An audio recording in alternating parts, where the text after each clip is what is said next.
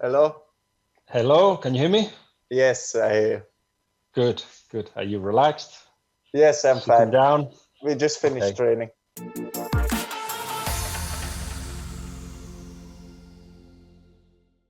What about the players' WhatsApp group? Was it a busy WhatsApp group in the last 2 months, or not really? No, it was nah. It's always a bit busy, to be honest, which is good, which is nice. It's fun, but of course there were some times where it was more busy than normal. Are you a shy one in that group? Do you get to say much, or as you just arrive, you just Yeah, hi to? no, I'm not saying so much in the group chat, for example, because my Spanish is not at a really high level. I can understand almost everything, but no, I'm a bit shy in the group chat, to be honest. What's the strangest thing, the most strange thing that you've done in the new football environment before, during, or after training? Now, of course, I think, for example, when we were training in separate groups, you had to wait before the other ones left. You couldn't say hi to them and everything. This is really strange, of course. So I think this is the most weird thing I experienced. I've seen I checked your social media. Yeah, I've seen that you put a picture that you have used in the past, a picture that yeah. was taken in the Estonia game. Would you tell us a little bit the story of it? Yeah, we did it because I think in the week of the game against Estonia or the week before, there was an incident in Holland at a game where a player with how do you say it, with the black skin get accused and people were shouting against him and everything. And we decided as a group that it would be good to make a statement that everyone is the same and it doesn't matter which color you have or something. So then Wijnaldum and the group, as a group, we decided that if we scored a goal, that we would go to the side with all the team, and then Wijnaldum and we would put you can see it with our arm, and just to send a message that doesn't matter which color you are, that everyone is the same. And of course, you followed closely what's happening in the United States, and Yes. you just published it again as a response to it. What does it make you feel when you see what's going on? Yeah, it makes you feel really sad that in this time that there are still things like this. It's I don't know. It's just sad. I can imagine that people are still thinking this way. It's just really strange. A lot of people say footballers live in a bubble, but actually, you live next to people from completely different backgrounds and completely different color of skin and the way they think. So it's a very rich environment, isn't it, to be able to mix with so many people? Yeah, for example, in our dressing room, we have people from South America, from Holland, from Spain, from everywhere in the world, and you're coming together. And I think if you're looking at our squad, everyone is going along really good and everything. So I think it also shows that skin or where you're from or who you are, it doesn't matter so much. And sport can play a role Yeah, towards sending that message. I think sport can play a really big role in it because you can reach many people with it. Okay, I read in the Financial Times 4 things regarding your biography. You must tell me Okay. the one you've spoken about the least. So maybe we go that direction. All right. Firstly, you were born in the southern Dutch village of Arkel. Yes. It was a small village, is it? Or Yeah, it's a really small village. I think there are like 3,000 or 4,000 people living there. you go back sometimes? Yes, if I'm in Holland, I'm going back always because my family is still living there. My friends are there. So if I have time and I'm in Holland, I'm going to it's named Arkel. I'm going to Arkel for sure. And when you go back, are you Frankie, or have you got a nickname, or are you the Barcelona player? Who are you then? No, I'm just Frankie. I'm just hanging around with my friends and family, and for them, I've always been Frankie. So I think I will stay my whole life Frankie. Of course, some people in the village they like to see you, and then they are making pictures or something. But in the village, it's okay. Okay, apparently your name is a Dutchified tribute to the English band Frankie Goes to Hollywood. Is that right? Yeah, I think it's right. I didn't ask my parents for it, but I think it comes from the Frankie Goes to Hollywood. Which I heard, you must have heard of course. Yeah, of course I've heard of it because also people are asking, what's your name coming from? And I think my parents once told me that it's from Frankie Goes to Hollywood. What do you think of the band? But Is it your I'm style? not sure. I'm not sure about it. I'm not sure about it. Ah, The okay, style. it's a good story, but we don't know yet. Yeah. Yes. Yes. Do you like the band? Is that your I don't style? know. I don't know which music they're playing, to be honest. I don't All right, know. okay. I don't know any of the songs. It's like it sounded like to be like Euro pop from the Okay. 80s. That's not After, your. after the interview, I will listen some songs and then. You were scouted via a local professional team, William II, Yes. Yes. and that was because you were clearly good, or because somebody took you, or how did it work? In Holland, it was like we had a scout from the club in the village, Arkel, and the players who were, a bit above average in the team of the village. He would tell some scouts of other teams, professional teams in Holland, and he would say, you have to come to look for this and this and this guy. And he told some scouts from some teams in Holland, you have to come to look for Frenkie. Then they came, then they saw me, and they asked me to go on some trials in Holland. Uh-huh. And then when I had done the trials, I went to Willem II.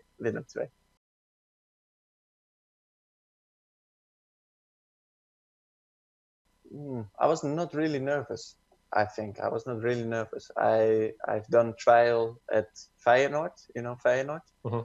and Willem II, and then you're doing a trial for like 4 months or something. So it's not that you only have one chance, one training. So you have trial with some other kids, like you are with a group of 20 people, or all are all doing trial, and then after 2 months there are only 10 left or something. They're going to train with the team who are with the guys who are already playing at Feyenoord or Willem II, and then after 2 months again they are telling some people, you can come to the youth academy and stuff. And then I had to choose between Feyenoord and Willem II, and I chose for Willem II.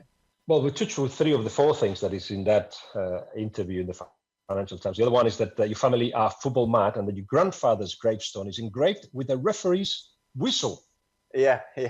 He has been a referee for a long time. I think 40 or 50 years even. He still was a referee when he was like 17 years old, because Wow. he just liked it. Not on the highest level when he was 70, of course, but he was just refereeing matches for the kids and stuff. Often the players want to impress somebody close up, father, grandfather, somebody that takes them to training. Who did you try to impress as a kid? I didn't have the feeling that I had to impress my father or mother or grandfather or something like that. I just liked football a lot, and I wanted to be the best and stuff, but not for particularly someone or somebody, just because I liked football a lot and I wanted to be the best, but not only for my father or only for my mother or only for my grandfather. I didn't have this feeling really.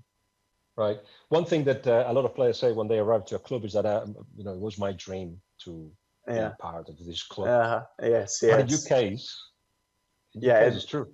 Yeah, it really was my dream to play for Barcelona one day, because as a kid I already liked Barcelona. It was my favorite club outside of the Netherlands, and so when they came and when they showed they were really, really interested in me, then they made the choice more easy for me. You also had been to the stadium and to the museum as well, is that right? When you were younger? Yes. Because we went on vacation to Spain most of the times when I was young, when I was a kid, and it was like 2 hours from Barcelona or something. And then most of the times, once each vacation, we went to the Camp Nou or to the museum or to a friendly match of the first team of Barca. So I remember it. I can remember it. Anyway, Barcelona come and they want to sign you, and you tell Barcelona, I want to enjoy my life with my girlfriend, and I want to play. That's what you told them. But what did Barcelona tell you? No, in the beginning, because it was a process of like half a year or something, or even longer, a year. There were several teams who were interested, and then I started talking with some of them, not with all of them, who I would like to play maybe for. And then Barca was there and some other clubs. But in the beginning, I didn't really have the feeling that Barca wanted me, of course. But in the beginning of the talks, I didn't have the feeling that they were like that they really wanted me to be an important player or a player who could start for them. So then I was like, I don't know if I should do it. But then at the end of the negotiations, they were like, oh, we want you really. I think you would have really a good chance to be a starter and everything. And then it was more easy for me. Actually, the president himself, the chairman, came to see you. What did you know? Did he knock the door of your house and hi, you need to come to us? Or how did it work? No, we had he spoke to my agent that he would like to come to Holland to have a conversation with us and everything. And then he came to Holland, and he was pretty convincing to me that I had to come to Barcelona. So it was a really good move of him. Did he mention something about Pep Guardiola and City as part of the pitch to convince you? We talked a bit about the other teams, of course, and also about Guardiola. And he told me that when Guardiola was in Barcelona, that it was amazing, and that he's one of the greatest managers in the world, of course. But he would like me to come to Barca, but he didn't. He only talked really positive about City and Barcelona and Pep Guardiola. Okay, see if this is true then. If you look for a coach, this is Bartomeu talking to you. Yeah. Frankie, if you look for a coach, you have to go with Pep Guardiola. Okay? Yeah. But when he will leave City, what's going to happen to you with the next coach? If you look for money, go to PSG. You will be a billionaire. But if you want to enjoy life for the next 12, 14 years, come to Barcelona. I would have signed. Did he told you this? No, there are some parts who are true. The part about Guardiola is true. He told me that he's the greatest manager and everything. And the part about Barcelona as well, that if you want to enjoy life, and here we have a certain philosophy that we always want to play a certain way. So he told me those things. About PSG, it's not about. Not true. He didn't say it's not only money, but about Guardiola and the other one, it's true. Okay, and now you are in Barcelona. Yes. How often you pinch yourself? You go like, wow, this teammates, wow, this city. How often you still do that? Yeah, I've had it several times. Sometimes when I'm just driving to the training route and I'm looking around, and you see the weather and everything, and then you're arriving at the club, and you still have sometimes these moments where you're thinking, oh, it's like I always wanted as a kid. It's like a dream and everything. Or when I'm arriving before a match to the Camp Nou, stuff like that. It's amazing. Or when I'm walking to the streets with my girlfriend or with my family who's coming. No, it's I'm really how do you say it? I'm really happy to be here. It is the case that when you are developing as a player, you do it for fun, and at some point it becomes more serious. Yeah. When you perhaps when did it happen to you? When you became a professional, or at 16, 17? I think it happened when I was when I made the switch. I think I was 17 or 16. That I was thinking, okay, now it's becoming serious, and I have to. I always lived like a professional, but when I was 16, 17, I was coming into the first team at Willem II. Then I was like, okay, now it's getting serious and stuff. And before it was more making fun with your teammates who were the same age and everything. And now we are still making fun, but you have to perform as well. Does it feel the same a little bit that it becomes serious again when you go from being the boss at Ajax and going to a team that you have to adapt? Does it feel like, oh, right, it's going to have to be about the profession more than the enjoyment, maybe? No. I think for me, Ajax and Barca are quite similar in the way they want to play, the way they want to train, the way people see football. So, and also the team, of course, here we want to perform, and this is the most important. But there's a lot of fun in the team and on the training ground as well. So no, for me, it's quite similar. Who's the funny guy? Who's the funny guy? We have a lot of funny guys, but if I have to name one, I would say PK. How am I not surprised? Right. So he tries to just make it all, create an atmosphere of fun. Yeah, I That's think part of. it's just the way he is. He's always active. He's funny, and I think it's just the way he is. It's not a role he's playing. He's just like this. You say that when Messi speaks, Yeah. everybody listens. Is it like when he says something, everybody goes like, "Oh, now we have to listen"? Or not like that? No, it's not like that. But if he's talking about football and he's giving you advice or something, of course you would take it because for me he's by far the best player in the world. So if he's giving someone or me, he's giving advice to someone, it's normal that you're listening to it, I think. Not many people know how much he knows our football and how well he Yeah, reads the game. yeah, So, yeah. what was it that something that he showed you hadn't thought of, or have you found that situation already?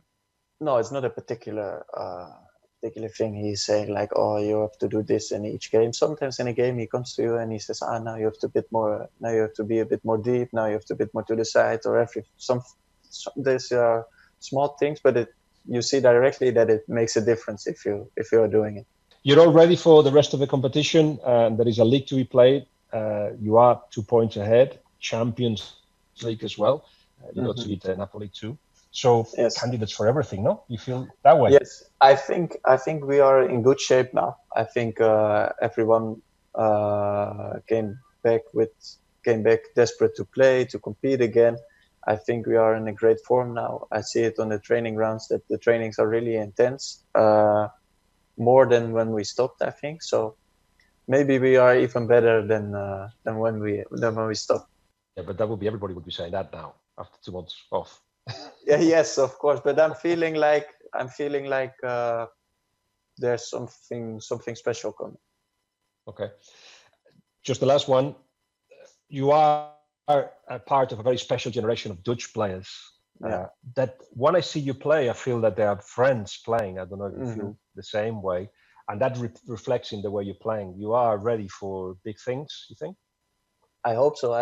I think we have a really talented squad at the moment in Holland, and the team is like what you're saying. It's right. We are feeling like friends, and everybody goes along really well. We are making fun a lot, and we are having. I think for me, we are having a squad with a lot of quality. So I hope there are great things to come. Well, thank you very much, Frankie, and I'll see you somewhere around here in one of the one of the chiringuitos, the bars by the sea. They're opening, by the way. So when you're ready, they're ready for you. Okay. I have to be a bit careful, but when I can, I will come. Brilliant. Thank you very much. Thank you.